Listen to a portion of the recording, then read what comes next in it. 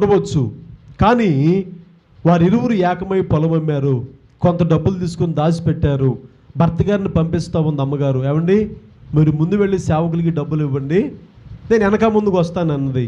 ఈ లోపల తన భర్త గారు వెళ్ళి ఆ డబ్బులు తీసుకొని వారి పాదాలు చెంత పెట్టి, పాస్టర్ గారు ఇదిగో ఇంతకు మేము పొలం మేము, ఇదిగో డబ్బులు అని చెప్పగానే, ఇదిగో డబ్బులు అని అక్కడ పెట్టగానే ఆ సేవకుడు అన్న మాట ఏంటంటే, ఎంతకే అమ్మితిరా? హల్లెలూయా, ఎంతకే మీరు అమ్మారా అన్నాడు. అవునా, ఎంతకే అమ్మాము అన్నారు. ఎందుకు పరిశుద్ధాత్మను మోసం చేయడానికి భయపడవు నువ్వు? ఈ డబ్బులు నీ దగ్గర ఉన్నప్పుడు, నీ పొలం అమ్మినప్పుడు, ఈ డబ్బులు నీ దగ్గర ఉన్నప్పుడు, ఈ డబ్బులు నీ కాదా? ఈ డబ్బులు ఇచ్చింది ఎవరు? నీకు దేవుడే కదా. ఎందుకు మోసం చేస్తున్నావు పరిశుద్ధాత్మను? ఎందుకు ఇబ్బంది పెడుతున్నావు పరిశుద్ధాత్మని? ఎందుకు దుఃఖపరుస్తున్నామని చెప్పి అతడు మాట్లాడుతూనే ఉన్నాడు. అతడి కాళ్ళ ముందు అలా గిరాగిరా తిరిగి పడి అతడు తన ప్రాణమును విడిచిపెట్టాడు. ఏమీ లేకపోవడం విడిచిపెట్టాడు చెప్పండి? యథార్థత లేకపోవడం బట్టి తన ప్రాణాన్ని తన చేతులారా తానే పోగొట్టుకున్నాడు.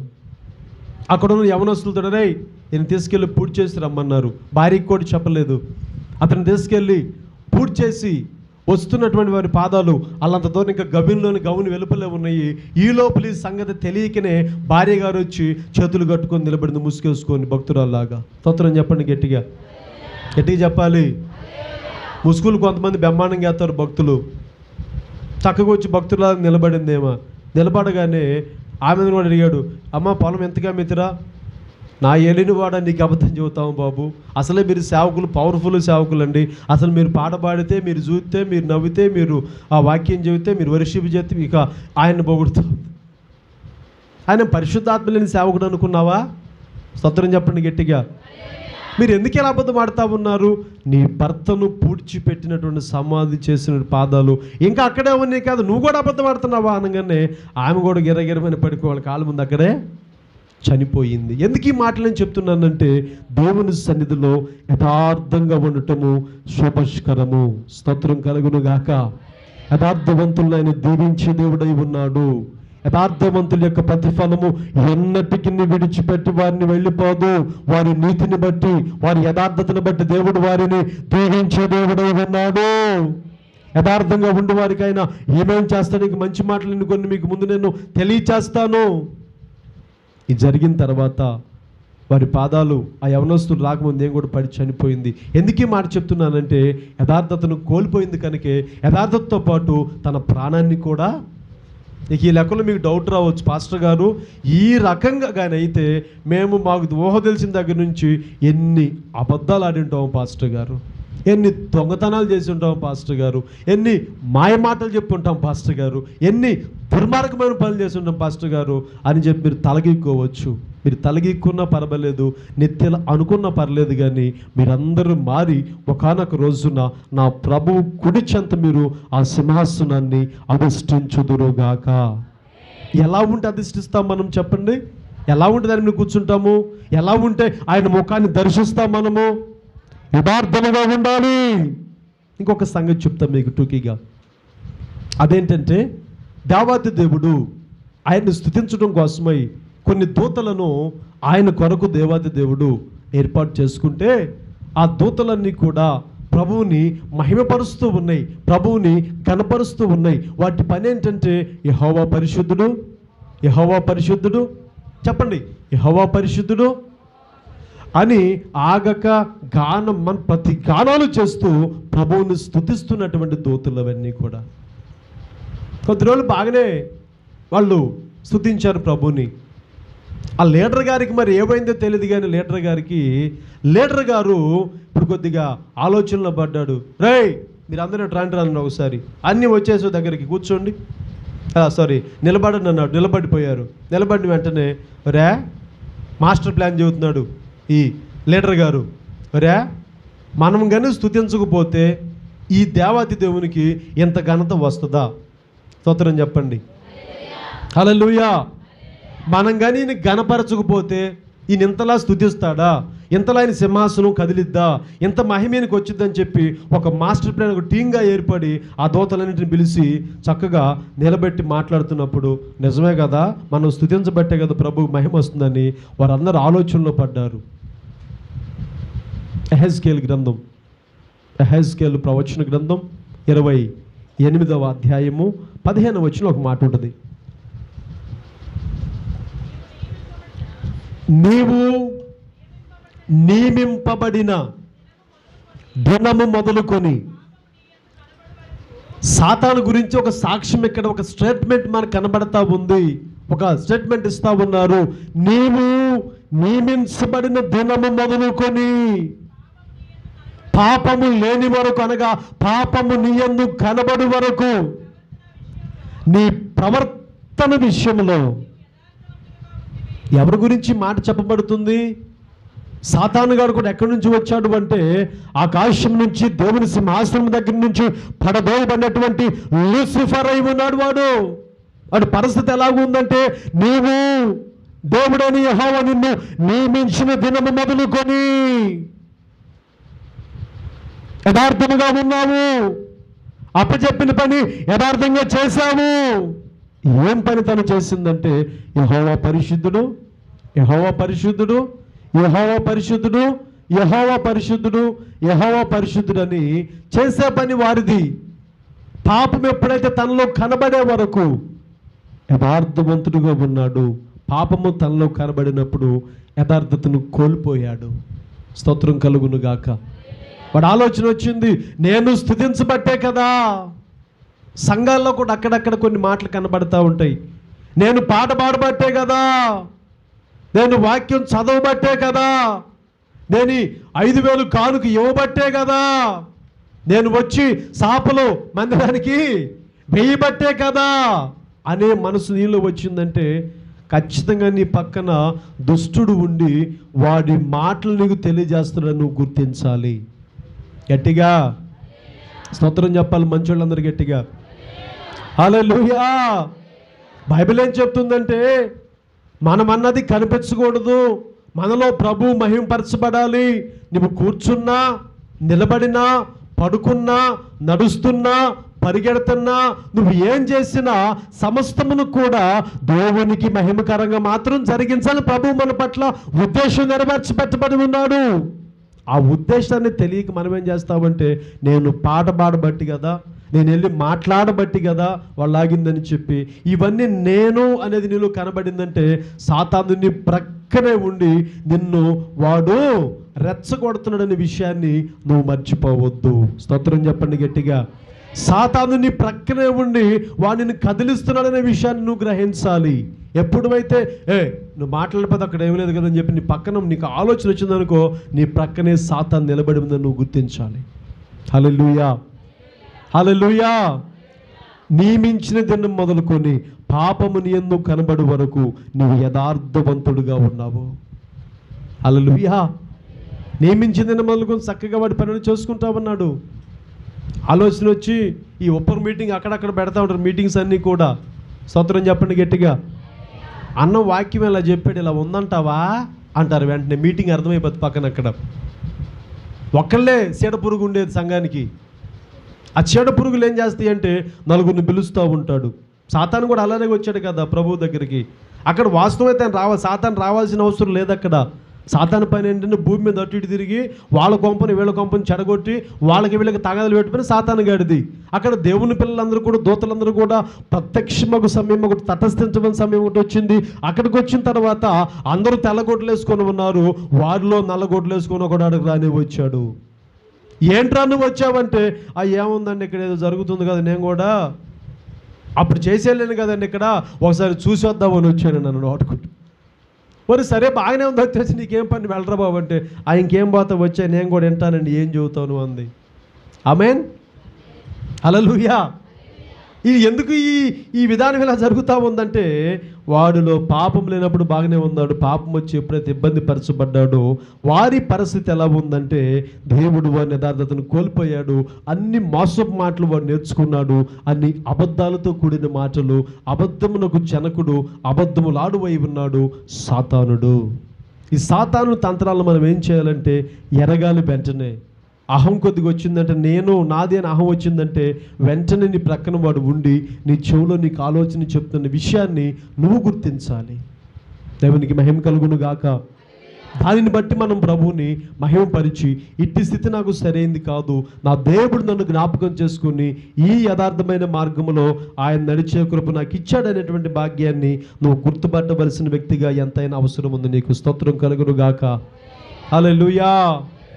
యథార్థంగా ఉండేవాడిని చెడగొట్టేది సాతానుడే. సాతాను యొక్క హస్తాల దగ్గరికి ఎవడైతే వెళతాడో వాడు మరి తిరిగి దేవుని సన్నిధికి ఉండడానికి కష్టపడదు. ఎందుకంటే వాడి యొక్క విధానం ఏంటంటే ప్రతి ఒక్కరిని చెడగొడదామనే మాటే వాడిది. ఏ కుటుంబం సంతోషంగా ఉండనివ్వడు, ఏ కుటుంబాన్ని మంచిగా సమాధానంగా ఉండనివ్వడు, ప్రతి ఒక్కరిని కూడా అబద్ధాలుగా మారుస్తూ ఉంటాడు. స్తోత్రం కలుగును గాక. ఇంకొక మాట నేను మీకు పరిచయం చేస్తాను. దినవృత్తాంతాల 2వ గ్రంథం 16వ అధ్యాయము 9వ వచనాన్ని మనం చదువుకుందాం. దినవృత్తాంతాల 2వ గ్రంథం 16వ అధ్యాయము 9వ వచన భాగాన్ని మనం చదువుకుందాం. యథార్థ హృదయము గల వారిని ఏం చేయటానికంటండి? అందరూ చెప్పాలి, ఏం చేయటానికంట? ఎవరినట?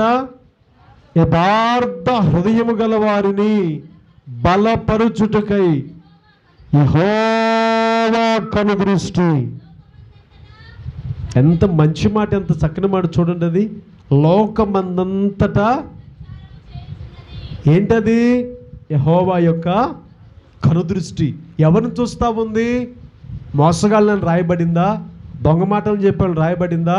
అబద్ధాలు ఆడవాళ్ళని చెప్పబడిందా? ఎవరి గురించి అది? ఎవరి గురించి అండి ఆ మాట? యథార్థవంతులను బలపరుచుటకై యెహోవా కనుదృష్టి లోకమందంతటా సంచారము చేస్తూ ఉంది. నువ్వు అనుకోవచ్చు, నన్ను ఎవరు చూస్తున్నారని. వాక్యం చెప్తుంది కదా, యెహోవా కనుదృష్టి లోకమందంతటా. ఒక్కసాట మన ఊర్లోనే ఉందండి, లేకపోతే మా జిల్లాలోనే ఉందా? చెప్పరేంటండి మీరు? మా జిల్లాలోనే ఉందా? మా రాష్ట్రంలోనే ఉంది? అక్కడ ఎక్కడ చెప్పండి? లోకమందంతటా యెహోవా కనుదృష్టి. ఎవరు భూమి మీద యథార్థంగా ఉన్నారు, ఎవరు యథార్థంగా బతుకుతున్నారు, వారిని దృష్టించడానికి లోకమందంతటా ఆయన కనుదృష్టి సంచారము చేస్తూ ఉంది. యథార్థవంతులు ఎక్కడైతే కనబడతారో వెంటనే వారిని బలపరిచే దేవుని కనుదృష్టి అయి ఉంది. ఆయన కనుదృష్టికి మరిగేది ఏది కూడా. ఈ పని నేను చేస్తున్నాను కదండి, నన్ను ఎవరు చూడట్లేదులే, మా అమ్మ మా నాన్న ఈ పని నేను చేస్తున్నాను చూడట్లేదని చెప్పి అనుకోవచ్చు. కానీ నిన్ను చూసే కనుదృష్టి, ఒక కనుదృష్టి ఉంది. అదే నేను ప్రకటిస్తున్నా, యెహోవా దేవుని కనుదృష్టి అయి ఉంది. ఆ కనుదృష్టికి మరుగైంది ఏమన్నా ఉందా? ఆ కనుదృష్టికి కనబడింది ఏమన్నా ఉందా? ఆ కనుదృష్టి ఏమన్నా ఒక ఊరు 10 కిలోమీటర్లు, ఒక 100 కిలోమీటర్లు పరిదని ఆ కనుదృష్టికి ఏమన్నా ఉందా? యెహోవా కనుదృష్టి యథార్థవంతులను బలపరచడానికి లోకమందంతటా సంచారము చేస్తూ ఉంది. ఎవరు యథార్థం కలిగి ఉంటారు, ఎవరు యథార్థవంతులై ఉంటారు? యథార్థంగా ఉండాలి. యథార్థంగా ఉన్న పాస్టర్ గారు, మేము అన్నీ యథార్థంగా ఉంటున్నామండి, దేవుడు మాకు ఏ మేలు చేయట్లేదు అనేవాళ్ళు ఎవరు ఉన్నారు? ఇక్కడ ఉన్నారా? లేరు, ఉండరు కూడా. దానికి ఒక వాక్యం చదువు, చిట్ట చివరి మాట నేను చదవండి. 84వ కీర్తన 11వ వాక్యాన్ని చదువుకుందాం. కీర్తనలు 84వ కీర్తన అందరు తీశారా? 84వ కీర్తన 11వ వచన భాగాన్ని మనం చదువుకుందాం. దేవుడైన యెహోవా ఉన్నాడు, కృపయు అనుగ్రహించును. ఇక్కడ ఒక చక్కని మాట రాస్తారు, చదవండి. అది యథార్థముగా ప్రవర్తించు వారికి ఆయన ఏ అనే కాడ మొదటి కాదు, రెండో ఏముంటుంది చూడండి అక్కడ మీరు. ఓకేనా? ఏముంటుంది అక్కడ? ఏ మేలు. హల్లెలూయా.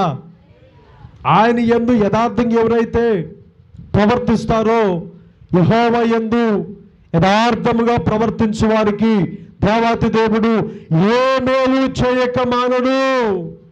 ఇంకా దేవుని యందు నువ్వు మేలు పొందలేకపోతున్నావంటే, దేవుని దగ్గర నుంచి నువ్వు సరైన అవగాహనలో నిలబడలేకపోతున్నావంటే, నీ ప్రవర్తనలో యథార్థత కనబడటం లేదు అని దీని అర్థము. స్తోత్రం, మహిమ ప్రభుకి చెందునుగాక. యథార్థంగా ప్రవర్తించడానికి ఏ మేలు చేయక మానడాయన. ఎక్కడో చోట నీకోసం మేలు దాచిపెట్టబడి ఉంటుంది. ఏదో ఒక రూపంలో ఆ మేలు నీ దగ్గరికి వస్తుంది. ఆ మేలును పొందుకోవాలంటే నీ ప్రవర్తనలో యథార్థం కలిగి నువ్వు ప్రవర్తించాలి. స్తోత్రం చెప్పండి గట్టిగా. నీ మాటలో యథార్థత ఉండాలి, నీ చూపులో యథార్థత ఉండాలి, నీ నోటి మాటలో యథార్థత ఉండాలి, నీ ఆలోచన యథార్థత ఉండాలి, నీ అంతరంగంలో యథార్థత ఉండాలి.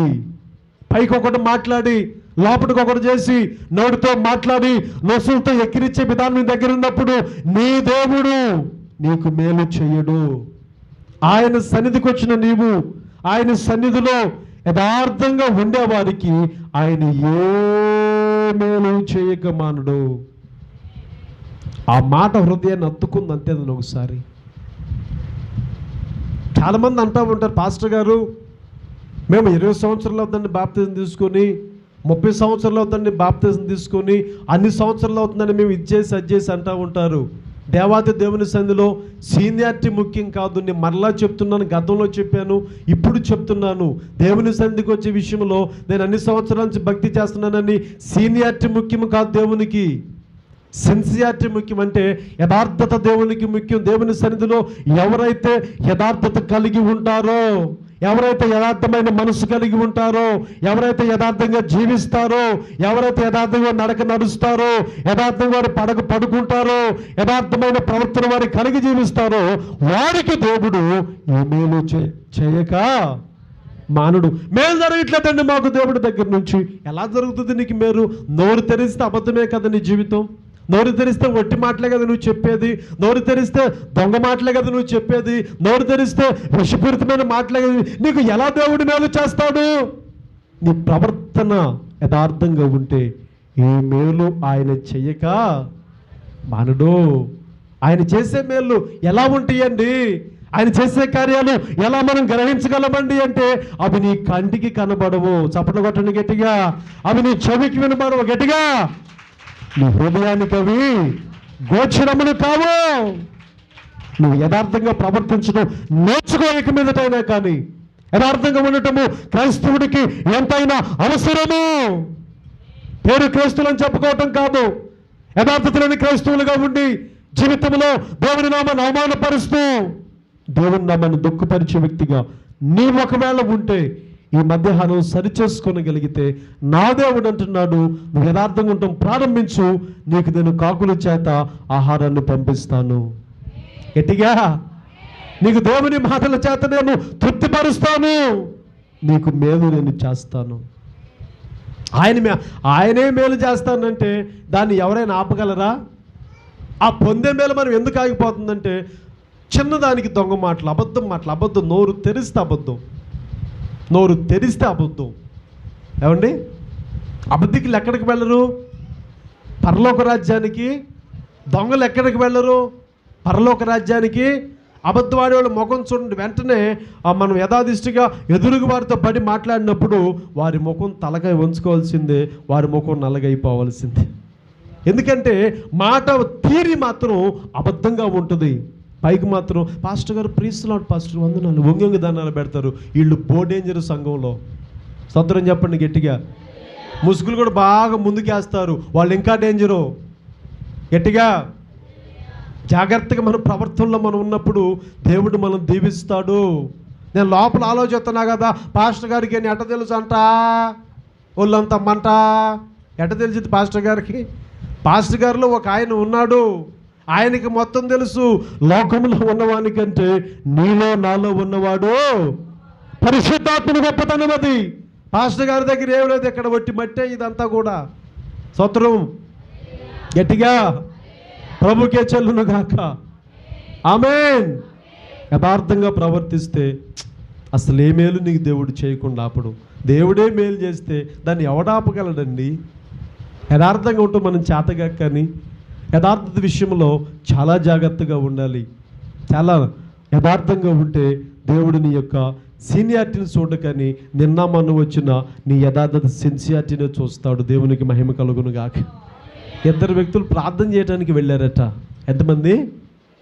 ఒక ఆయనేమో అల్లంత దూరాన్ని ఉండి, అయ్యా నీ దగ్గరకు రావటానికి నేను పాత్రుని కాదు బాబు, నేను ఘోరపాపినయ్యా, ఆకాశం కన్నులెత్తుటకు ధైర్యం నాకు చాలటం లేదయ్యా, నేను దుర్మార్గున్నయ్యా, దొంగనయ్యా, నీ సన్నిధిలోకి వచ్చే యోగ్యత కూడా నేను లేదు, అర్హత నేను కోల్పోయానని అల్లంత ద్వారా నుండి ఏడుస్తూ కన్నీటితో తన గుండెలు బాదుకుంటూ ప్రార్థన చేస్తాడు ఒక వ్యక్తి.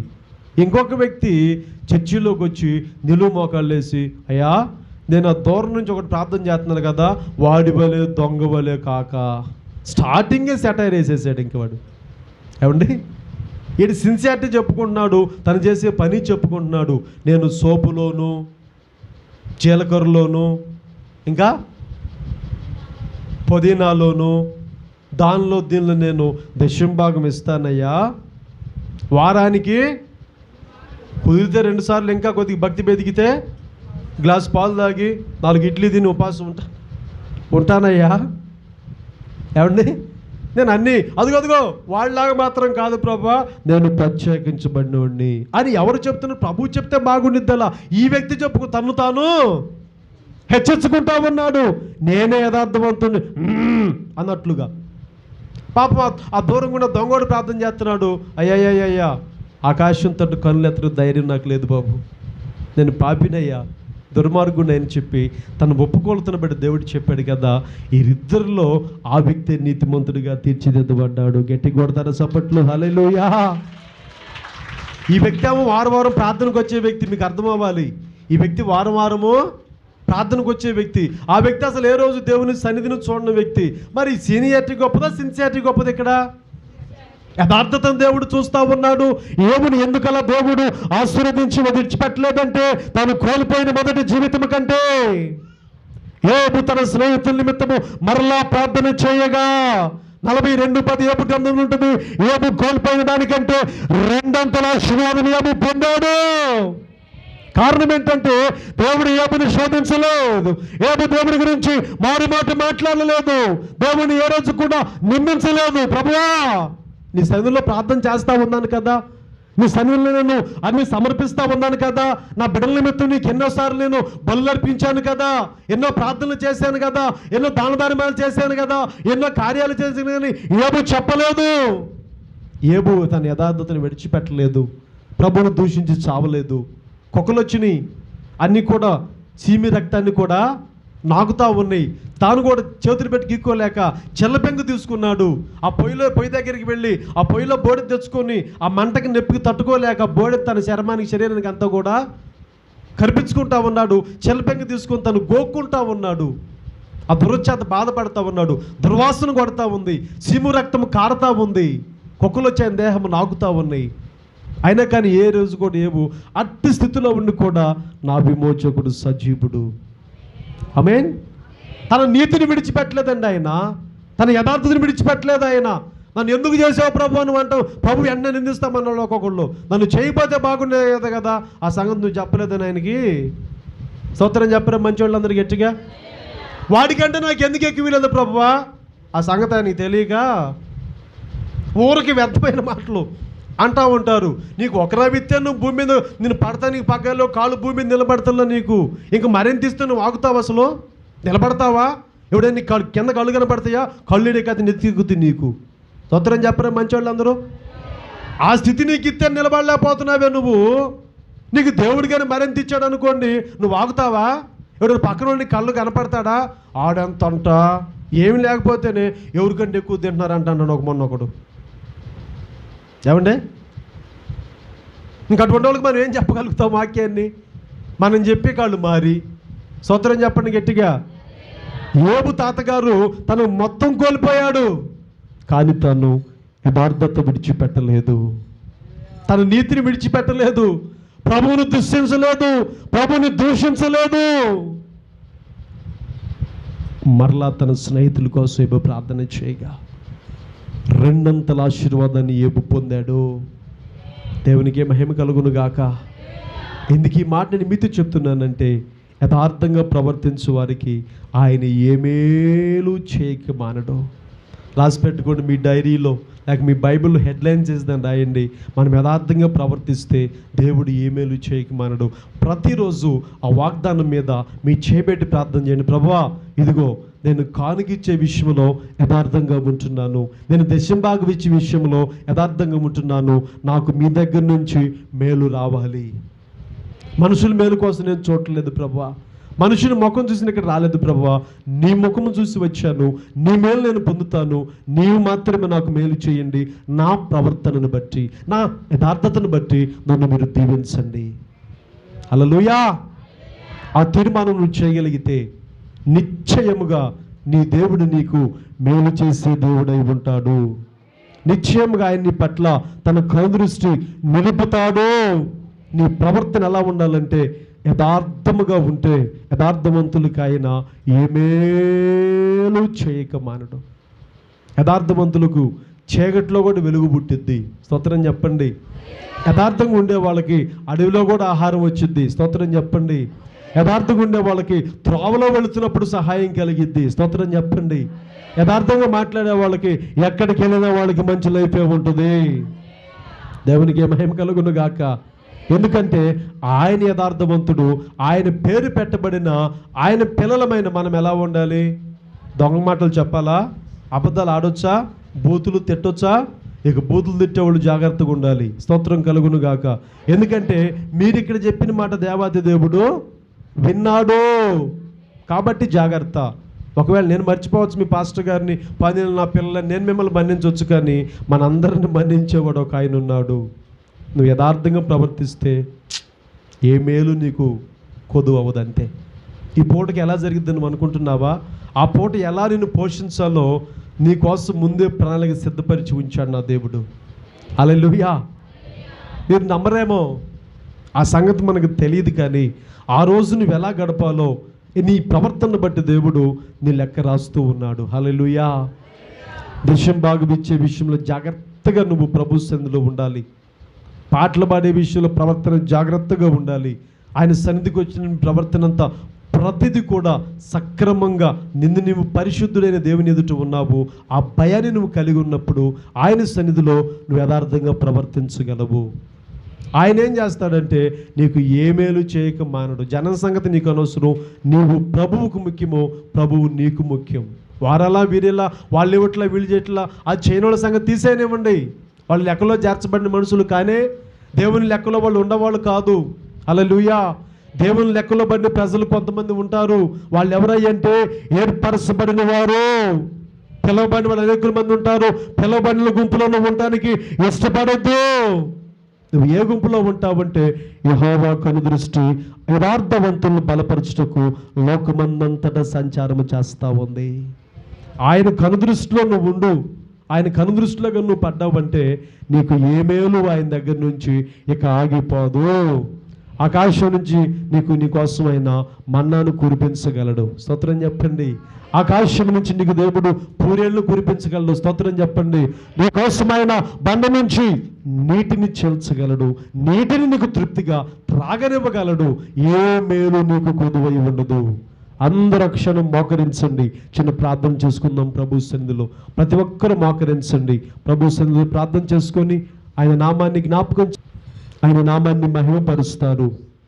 యథార్థముగా మనం ప్రవర్తిస్తే మన ఇంట్లో ఒక సాక్ష్యం మనం కలిగి ఉండాలి యథార్థవంతులని.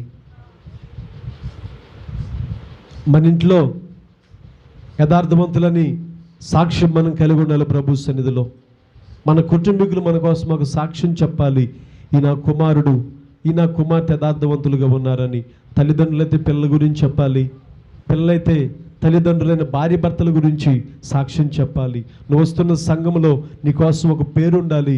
ఆ వ్యక్తి యథార్థవంతుడు, ఆ వ్యక్తి యథార్థవంతురాలని నీ గురించి ఒక పేరు ఉండాలి. నీకు ఎక్కడే పేరు లేకపోతే సాక్షాత్తు దేవాది దేవుడు నీ గురించి ఏం చెప్తాడు సాక్ష్యం. ఆయన ఏబు గారి గురించి చెప్తున్నాడు. ఏమనంటే ఓజు దేశమందు భక్తుడైన ఏబు ఒక ఆయన ఉన్నాడు. ఆయన యథార్థవంతుడు. యథార్థంగా ప్రవర్తించు వారికి ఆయన ఏ మేలు చేయక మానడు. నీ ప్రవర్తన యథార్థంగా ఉందా? నీ ప్రవర్తన యథార్థత లేకుండా ఉన్నావా? ఈ విషయంలో నువ్వు ఒకవేళ అననీయ సఫీరాల బుద్ధి నువ్వు కలిగి ఉంటే ఈ మధ్యాహ్న సమయమందు ప్రభు నామాన్ని మహిమపరుస్తూ, ప్రభు నామాన్ని ఘనపరుస్తూ, ప్రభావములు దర్శించండి. మాతో మాట్లాడిన నీ ప్రతి మాటను బట్టి నీకు స్తోత్రం చెల్లిస్తున్నాం ప్రభా. నీకు వందనాలు. నా ప్రవర్తన విషయంలో జాగ్రత్తగా ఉండమని, యథార్థవంతులుగా మారమని చెప్పి నాతో మాట్లాడిన నీ అమూల్యమైన మాటలు బట్టి మీకు స్తోత్రం చెల్లిస్తున్నామని ప్రభు సన్నిధిలో దీన్ని నువ్వు తీర్మానం చేసుకొని నీ నడక విషయంలో, పడక విషయంలో, చూపు విషయంలో, క్రియా, ఊహ, ఉద్దేశ, ఆలోచన యావత్తు విషయంలో ఏ విషయంలో నీవు యథార్థవంతుడు లేక తప్పిపోతున్నావో నీ ప్రవర్తన జ్ఞాపకం చేసుకొని యథార్థంగా ప్రవర్తించు. దేవాది దేవుడు చెప్తున్నాడు కదా, యథార్థంగా ప్రవర్తించే వారిని బలపరచుటకై యెహోవా కనుదృష్టి భూలోకమంతట సంచారం చేస్తుంది.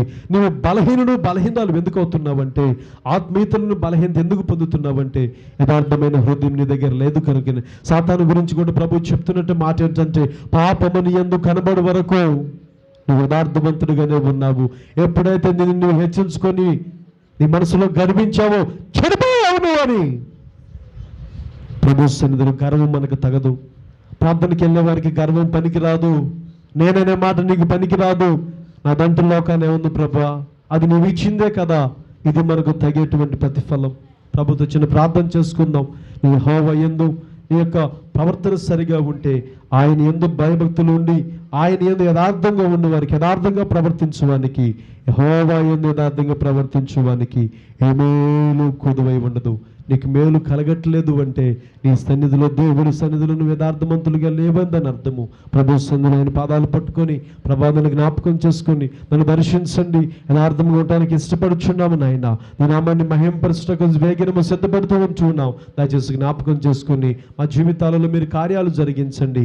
శక్తివంతమైన అభిషేకం చేత నింపండి. చిన్న ప్రార్థన చేసుకుందాం. మహాపరిశుద్ధుడైన తండ్రి, నిత్యాశ్రయ దుర్గమ, మీ నామమునకు స్తుతి మహిమ ఘనత ప్రభావాలు కలుగును గాక. ప్రభా, మీరు జ్ఞాపకం చేసుకొని నీ సన్నిధానంలో మేమందరము ఈ రీతిగా సంఘముగా చేరి మీ నామాన్ని మహిమపరుస్తూ ఉంటూ ఉండగా మీరు జ్ఞాపకం చేసుకొని ఏ విషయంలో ప్రభా మేము యథార్థవంతులుగా లేమో నా తండ్రి, యథార్థంగా ప్రవర్తించే వారికి ఆయన ఏమేలు చేయక మానడని ఈ మధ్యాహ్న సమయం ముందు మేము విన్నాము. మేము అన్ని విషయాల్లో మీ నామాన్ని మహింపరిచే బిడ్డగా యథార్థవంతులు ఉండి కృపణ భాగ్యాన్ని మాకు దయచేయండి. మేలుకరంగా మార్చి దీవించి మేలు చేయండి, కృపలో వర్ధలు చేయండి. ఈ సన్నిధానంలో చేరి వచ్చి ఈ మాటలు విని మా జీవితంలో సరిచేసుకుంటూ ఉండగా యేసుక్రీస్తు నామములో ప్రతి వ్యతిరేకతను కొట్టివేస్తున్నాం. ప్రతిదీ సరి చేయబడినట్లు జ్ఞాపకం చేసుకుని యథార్థవంతులుగా తీర్చిదిద్దండి. యథార్థవంతులను బలపరచుటకై యెహోవా కనుదృష్టి భూలోకమంతట సంచారము చేయుచు ఉండగా ఆయన కనుదృష్టిలో ఉండి కృప దయచేయండి. నేను ఆ మహిమార్థమై దీవించి మేలు చేయమని యేసుక్రీస్తు వారి శ్రేష్ఠ నామములో ఈ కొన్ని మనవులు అడిగి వేడి పొంది ఉన్నాము తండ్రి. మన పరమ తండ్రిని దేవుని ప్రేమయు, కుమారుడైన యేసుక్రీస్తు వారి కృపయు, పరిశుద్ధాత్మ యొక్క సన్నిధి సహవాసము సమాధానం మనకును సకల పరిశుద్ధులకును ఈదనున తీర్మానం చేసుకొని యథార్థవంతులుగా జీవిస్తాం తీర్మానం ప్రతి ఒక్కరికి ఆయన కృప సదాకాలం తోడై నడిపించునుగాక. ఆమేన్, ఆమేన్, హల్లెలూయా, హల్లెలూయా. అందరికీ ప్రభువైన యేసుక్రీస్తు నామములో